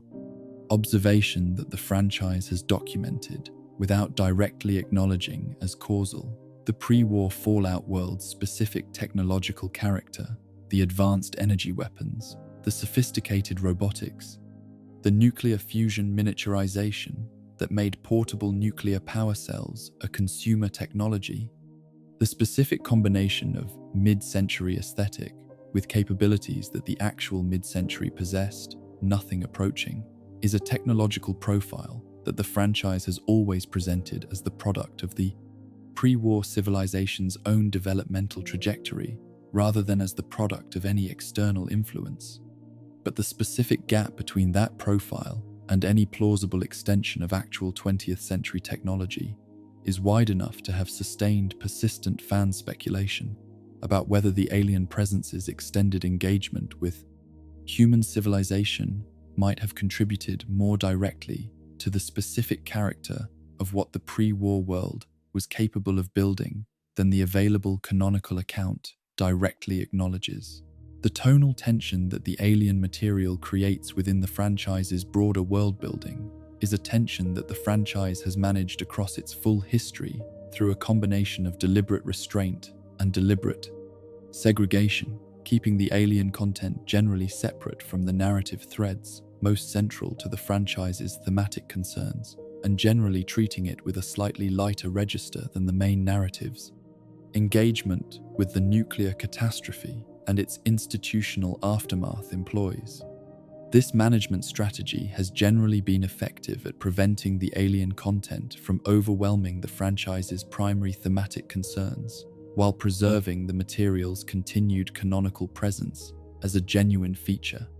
of the setting, rather than dismissing it as non-canonical. But the specific cost of the strategy is the continued existence of a gap between what the material's canonical presence implies about the franchise's world and what the franchise's narrative engagement with that material has actually explored. Mothership Zeta is the most direct engagement the franchise has provided with the alien question, and it is an engagement that expands the established evidence considerably without resolving the question of what the alien presence ultimately means for the franchise's world and its people. The specific question of whether future franchise installments will engage more directly with the alien material, whether the accumulated canonical substance of the extraterrestrial thread will eventually become the subject of the prize. The same sustained narrative engagement that the franchise's institutional and political questions have received is itself genuinely open in a way that reflects the specific character of the alien material's position within the franchise's developmental priorities.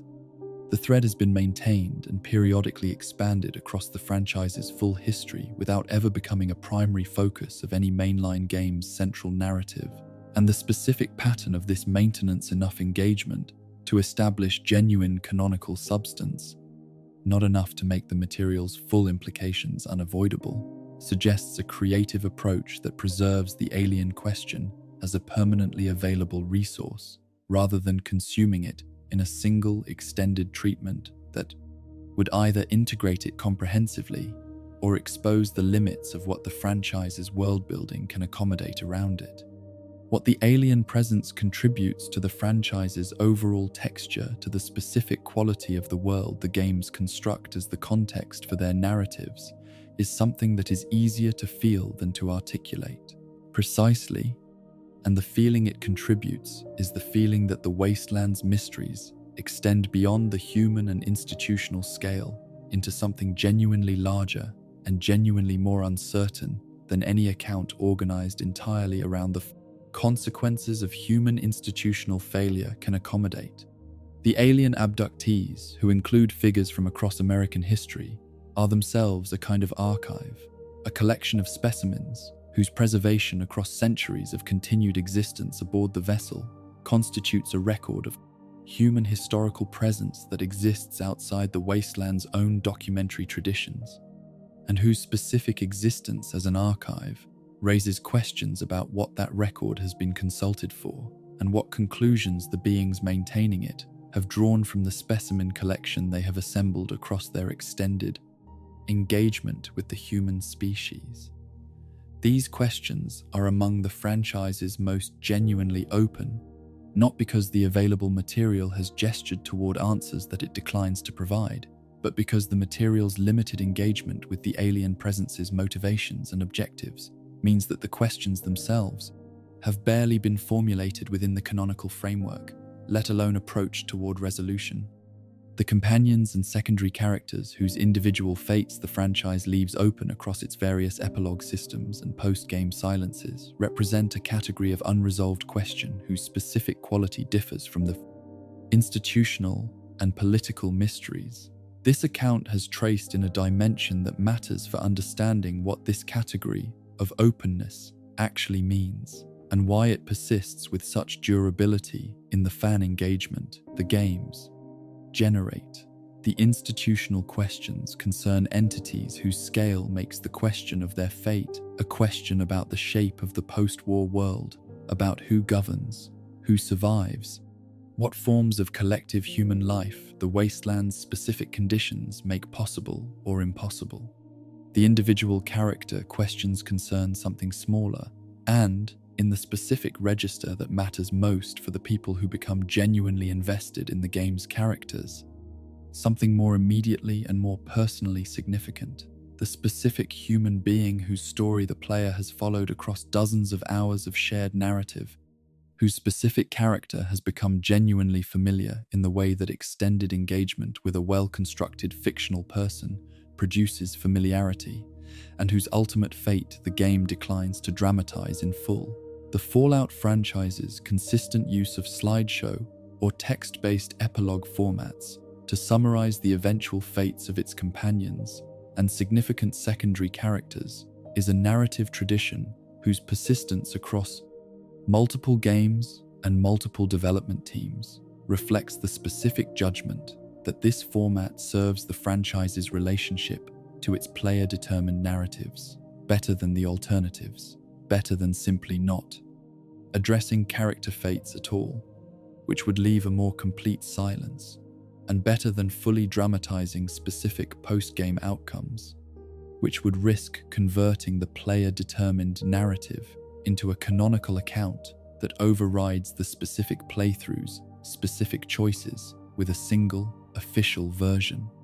The epilogue format occupies a middle position, providing enough information about trajectory and outcome to give the player a sense of what their choices produced for the characters they cared about, while leaving enough of the specific texture of those outcomes unshown to preserve the sense that the story's conclusion belongs to the specific playthrough rather than to an authoritative external account. The specific quality of what the epilogue format leaves unaddressed is the quality that the franchise's open endings share with the larger institutional mysteries, the quality of gesture toward, rather than complete specification, of the most significant dimensions of what comes next. A companion's epilogue slide might establish that they returned to a specific location and pursued a specific goal, and eventually achieved or failed to achieve a specific outcome. And this information is enough to produce a sense of conclusion without being enough to produce the complete satisfaction of knowing what that achievement or failure actually looked like from the inside, what it cost, what it felt like, what the specific texture of the life the character built or failed to build in the aftermath of the story's central events actually was. The gesture is enough to close the story, but not enough to exhaust the imagination's engagement with the characters the story introduced. And this specific incompleteness is generative rather than simply frustrating in ways that the sustained fan engagement with character speculation and fan fiction and the continued community discussion of specific characters' fates, years and decades after the games that introduced them, demonstrates. The specific companions whose unresolved fates have generated the most sustained fan engagement tend to be the companions whose characterization within the main game was rich enough to produce genuine investment, but whose epilogue treatment was brief enough to leave substantial narrative space open, and the pattern of which characters fall into this category across the franchise's history suggests that the specific calibration of characterization depth against epilogue brevity is itself a form of craft. The specific judgment about how much to show and how much to leave open that produces the particular quality of continued engagement, rather than either complete satisfaction or frustrated incompleteness. A character too briefly introduced to have generated genuine investment produces indifference to their unresolved fate rather than curiosity about it. A character too completely resolved in their epilogue produces satisfaction that closes the imaginative engagement rather than the open space that continued engagement requires. The companions whose fates the franchise's various epilogue systems have left most productively open are the companions who occupy the specific position between these extremes, known well enough to matter, unresolved enough to remain alive in the imagination beyond the game's ending. The player-dependent character of many epilogue outcomes, the fact that a companion's specific fate is in many cases shaped by specific choices the player made across the playthrough, choices whose consequences for the companion's future trajectory the epilogue summarizes in its specific form for that playthrough, creates a version of the same structural indeterminacy that the Institute's branching endgame creates at the institutional scale. What actually happened to a specific companion in the canonical sense of the single true account that exists independently of any specific player's choices is, in many cases, genuinely indeterminate for the same structural reasons that make the Institute's canonical fate indeterminate, not simply unknown, but genuinely dependent on the specific configuration of choices that a specific player made in a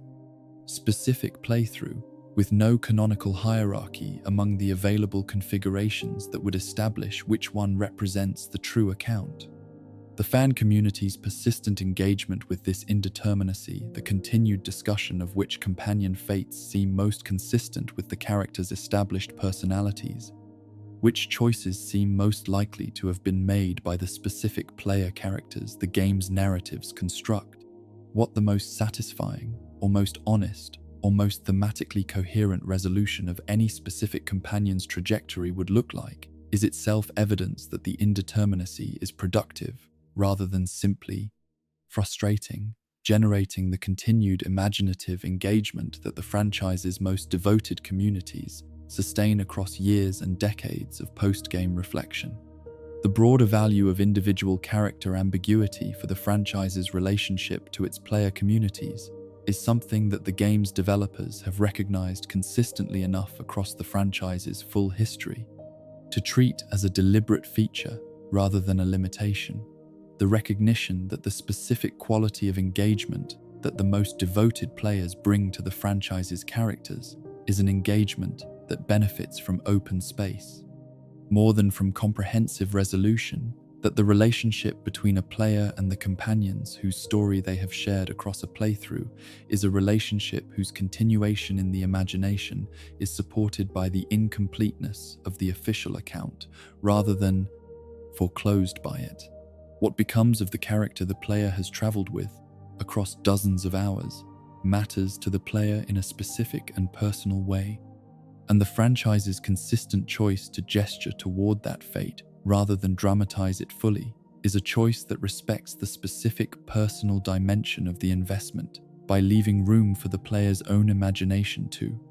complete the account rather than imposing a single official version that the player's own sense of the character might not recognize as adequate to what the character had become through the specific experience of a specific playthrough. The pattern that emerges from the full survey of the wasteland's biggest unanswered questions, from the Great War's contested origin, through the Enclave's uncertain scope, and the Vault program's undocumented majority, and the unexplored geography of continents, and the Unity's unresolved biological questions, and the Institute's branching endgame, and the Legion's succession crisis, and the Republic's disrupted trajectory, and The alien presence's unintegrated implications, and the individual character fates the epilogue's gesture toward without completing, is a pattern whose consistency across such different categories of mystery and across such different scales of narrative concern is too complete to be adequately explained by any account that treats the individual instances of unresolved content as separate creative decisions made for separate local reasons without reference to any broader organizing principle. The pattern is not the coincidence of multiple independent omissions that happen to accumulate across decades of franchise development into something that looks like a coherent approach, but is actually simply the residue of various practical constraints and creative priorities that produced incomplete coverage of the setting's full implications. It is the expression of a coherent and consistently maintained creative philosophy about what kinds of questions serious post-apocalyptic fiction is obligated to answer and what kinds it is obligated to preserve in their unresolved state. And the specific character of that philosophy is worth examining directly as this account's final subject, rather than as simply the sum of the individual mysteries that have been traced across its preceding sections. The pre-war civilization whose catastrophic end the franchise's entire setting is organized around was not a civilization that suffered from a shortage of confident answers. It was a civilization whose specific failure was, in the franchise's deepest thematic account of what happened and why, inseparable from the confidence with which it pursued comprehensive answers to the most complex and most dangerous questions available to it. The question of how to solve the resource scarcity problem through the application of the military force, the question of how to improve human biological capability through the application of genetic technology, the question of how to ensure civilizational continuity through the construction of underground facilities designed to select and preserve the population deemed most worth continuing, the question of how to win the final confrontation with a peer competitor through the application of nuclear weapons at a scale that guaranteed the confrontation's finality. Each of these questions received an answer. Each answer was pursued with institutional commitment and material investment, and the specific confidence of an organization that had not yet encountered the evidence that would demonstrate the inadequacy of what it was so confidently doing. Each answer produced consequences that the confidence organizing its pursuit had not adequately accounted for,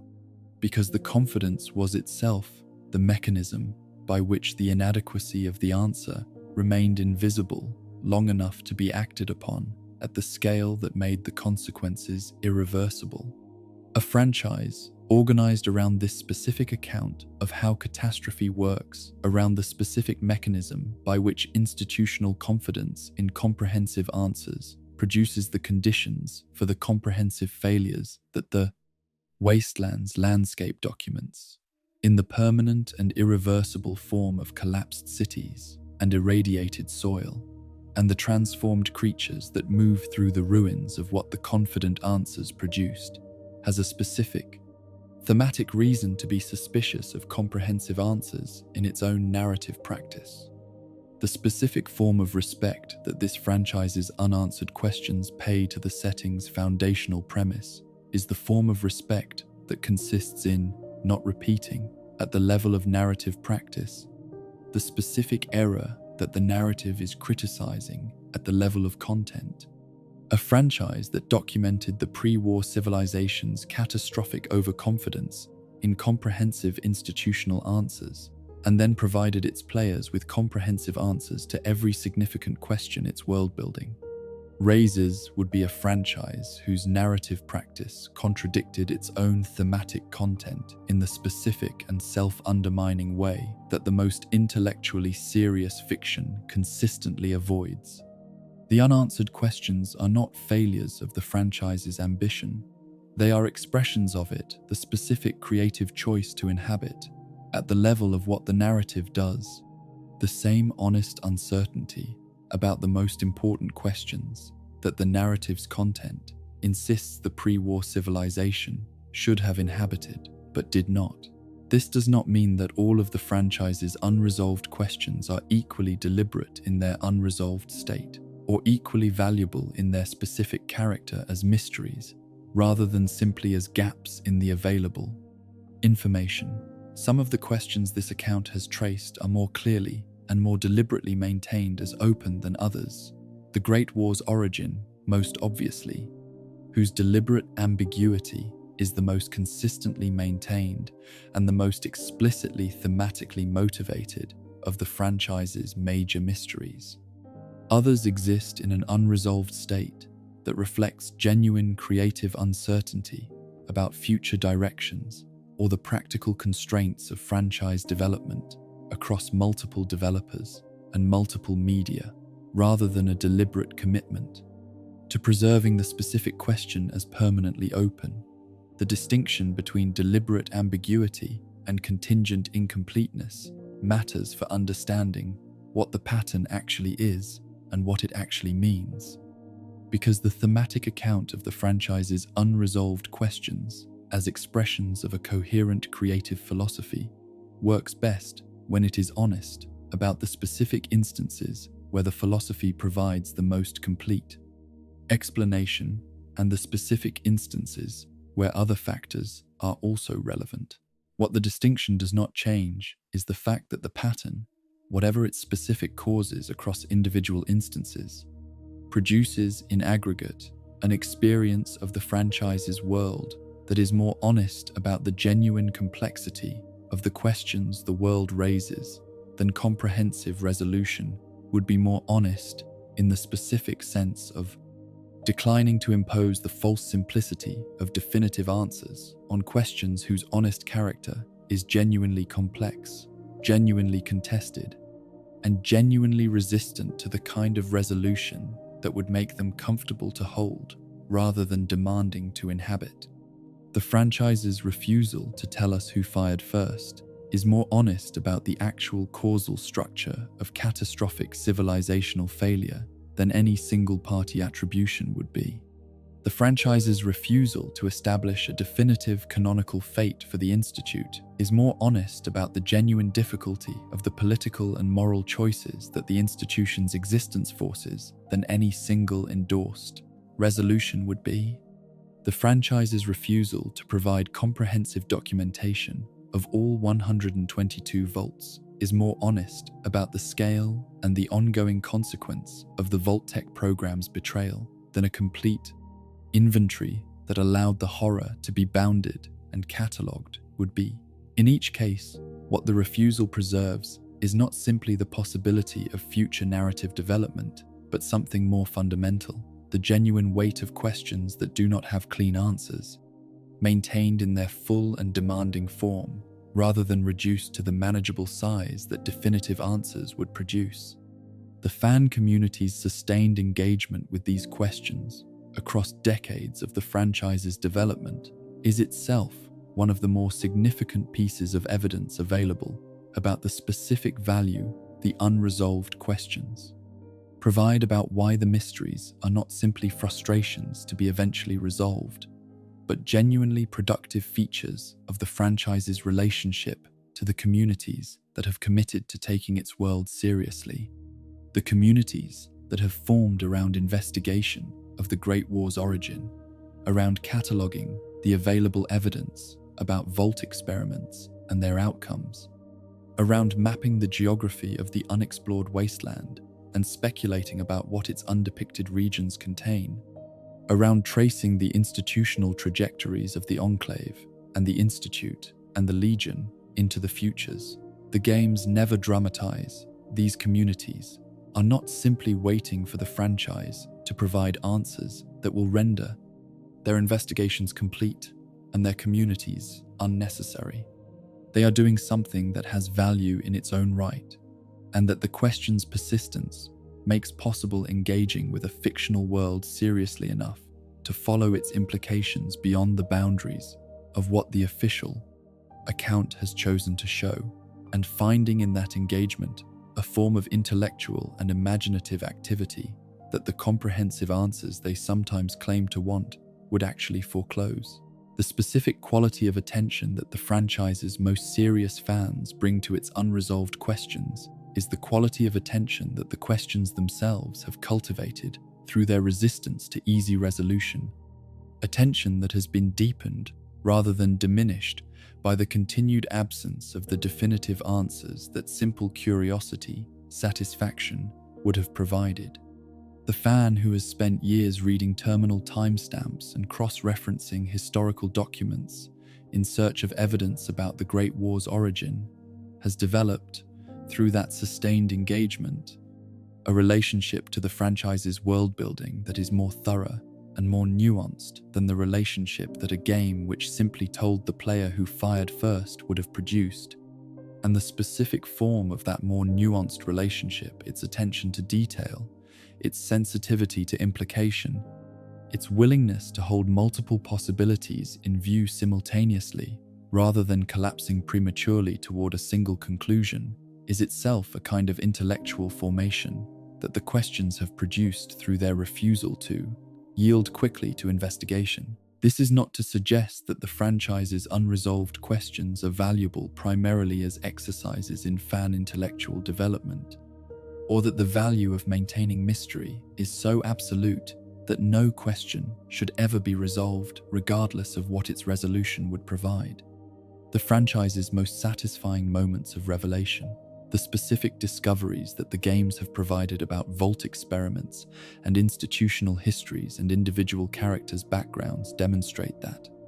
resolution can be as valuable as sustained mystery when what the resolution reveals is genuinely significant and genuinely earned by the investigation that preceded it.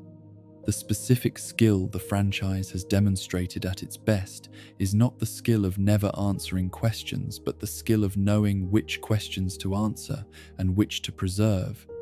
of distinguishing between the questions whose resolution would provide something genuinely illuminating and the questions whose continued openness provides something that any specific resolution would foreclose. The Great War's origin belongs in the second category not because it could not be resolved, but because its specific, unresolved state provides something the insistence on systemic rather than individual causation, the preservation of genuine moral complexity about who bears responsibility for the catastrophe that any resolution in favor of either candidate would eliminate. The individual vault experiments that have been revealed belong in the first category because their specific revelations provided the concrete embodiment of institutional cruelty that the pattern of the program requires to be not simply implied but shown. The appropriate relationship to Fallout's unanswered questions, the relationship that the franchise's own approach to its mysteries seems designed to cultivate in the people who engage with it seriously, is the relationship that holds the questions as permanent companions, rather than as temporary frustrations awaiting eventual resolution, that finds in their continued presence not the irritation of incomplete information,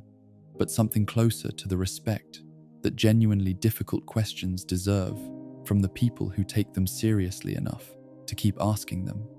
The Wastelands mysteries are not puzzles whose solution exists somewhere in the franchise's archive and needs only to be decoded from the available clues. They are the better and more significant ones, the places where the fiction is most honest about what it does not and cannot know, about the genuine indeterminacy of the most important historical questions, about the genuine complexity of the moral and political situations that the franchise's world raises, about the genuine impossibility of the comprehensive account that would answer everything and leave nothing open.